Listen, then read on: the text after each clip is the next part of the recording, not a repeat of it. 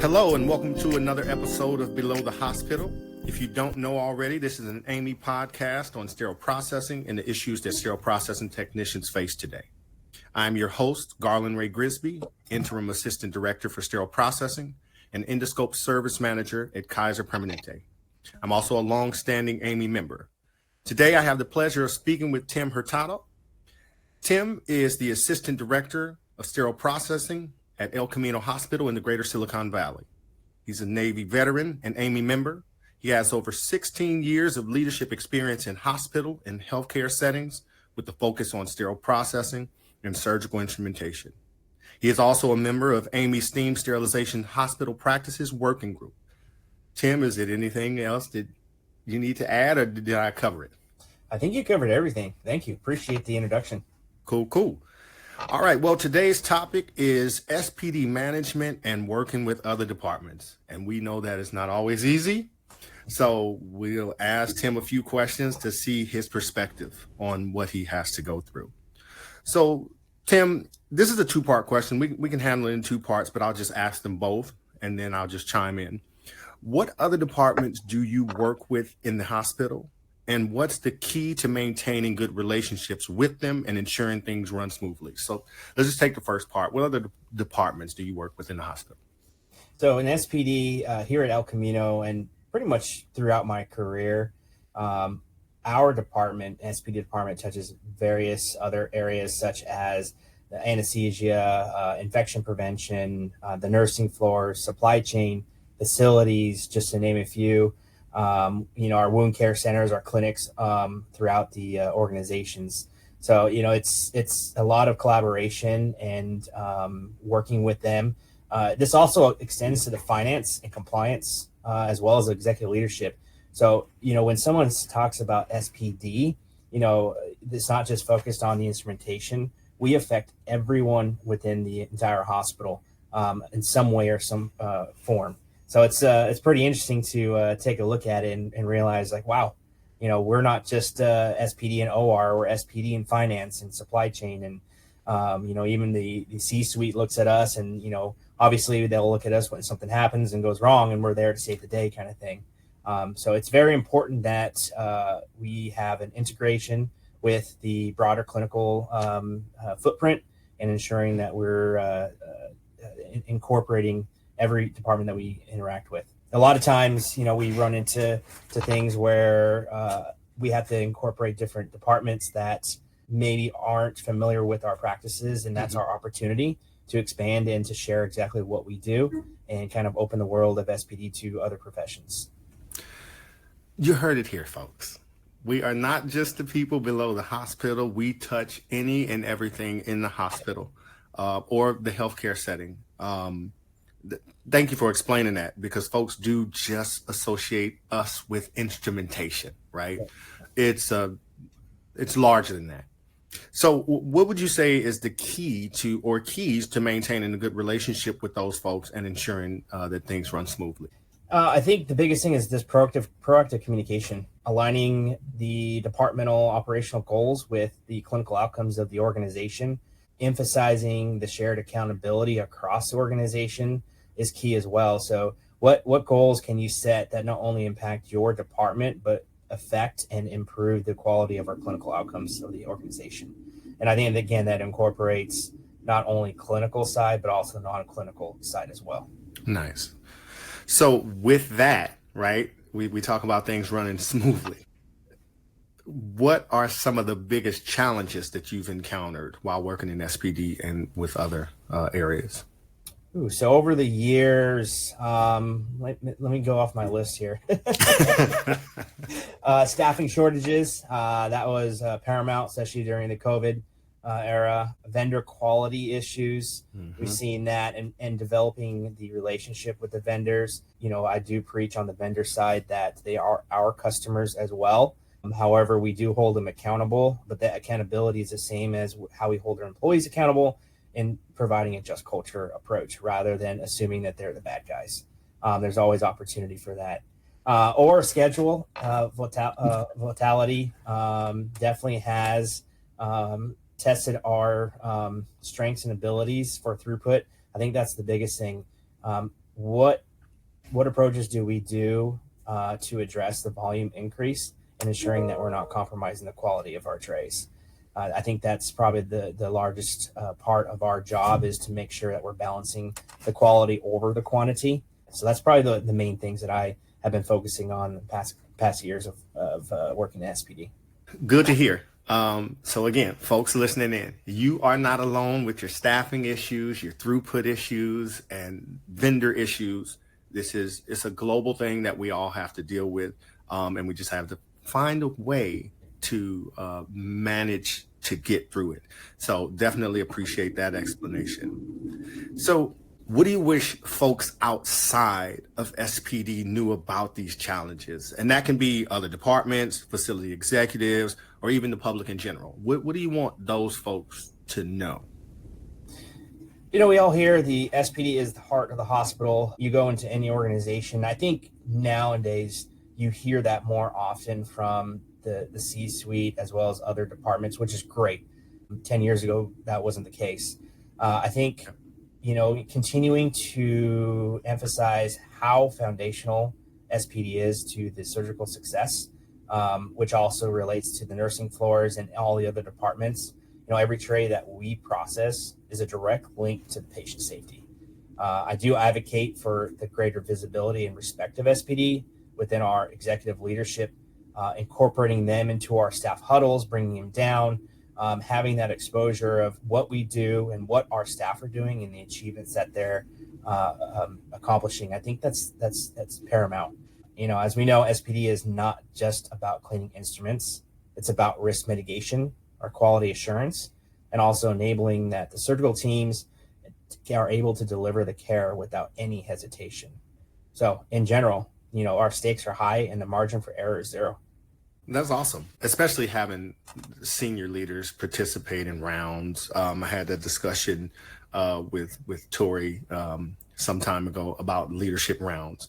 So are there any SPD best practices that you would like to draw attention to? Yeah, I think one of the biggest ones that I see still we need to improve on and going into various organizations is incorporating a system-wide dashboard and KPI tracking. I think that helps with driving accountability and identifying any of the process bottlenecks. As we know, data is key. If we don't know what our data is, we don't know what's going on and where we're performing. And secondly, we don't know where we started. What's our benchmark? Where are we at? Where do we need to go? I think additionally, other best practices is tiered career ladder. There's organizations that still have struggles with that, and developing a career ladder for the staff and having that drive for individuals to reach higher levels. Some places have it to where it's, techs and then just leaders, and leaders are there for many years, which is great. But where do they go? How do we retain those individuals and develop them within our organization? And I think the final one, there's plenty more, but the final one that I think is top priority is the standardization of the instrument sets and the workflows across the hospital and ambulatory sites. That there is a task in itself and can take years to accomplish, but once you actually adopt it and get a program in place and have a sustainability program, your processes and your workflow is going to improve substantially, which improves productivity as well as paints that picture for the executive level to see why we need additional equipment and or FTEs for our staffing. Definitely. We're actually working on standardization in our organization, and that has been a task, to say the least. Doing things from getting rid of inventory that has not been scanned or used in over a year, and naming conventions, instead of having a Dr. Garland's tray and a Dr. Tim's this, and they're the same tray, right? But just because you wanted yours to have your name on it, I wanted mine to have my name on it, those things. Standardization is absolutely key. So I appreciate that. And then also, like you mentioned, career ladder. Very important, because there are some organizations where the leaders have been there forever, right? You've been in your facility for quite some time. I've been in my facility in the leadership role for 15 years. And again, what happens after that with the technicians? What happens with the supervisors?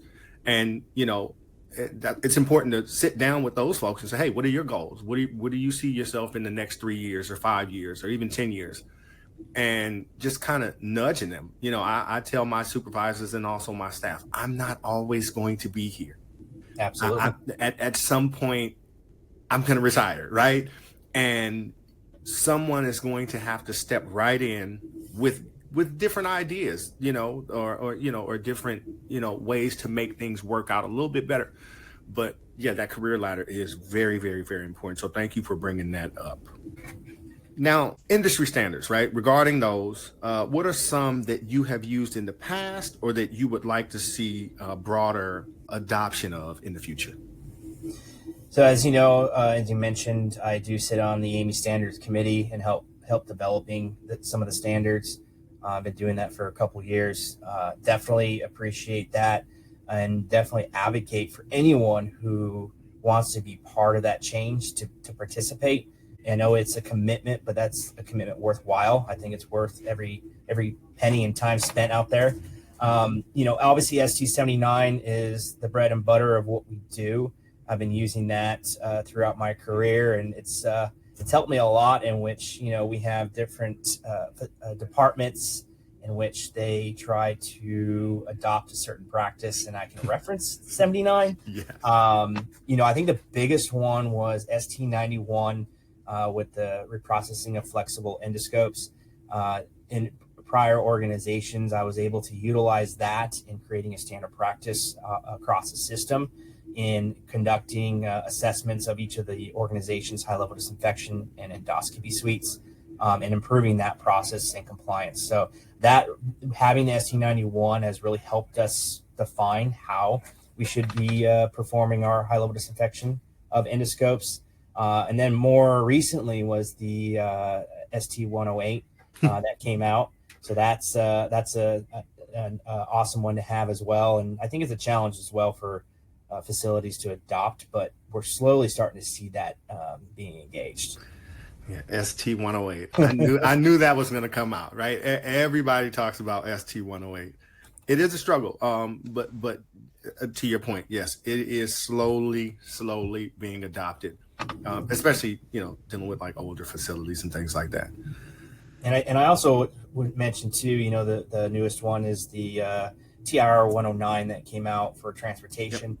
I think that's even though it is a technical reference, it is in the early stages of hopefully becoming a standard. I think it's critical. We see a lot of surgery centers utilizing offsite reprocessing centers, and having a technical reference and hopefully a standard going in the future to provide guidance on how to safely transport sterile and unsterile products is going to be paramount in the future. I can see that becoming very useful in the next coming years. Absolutely.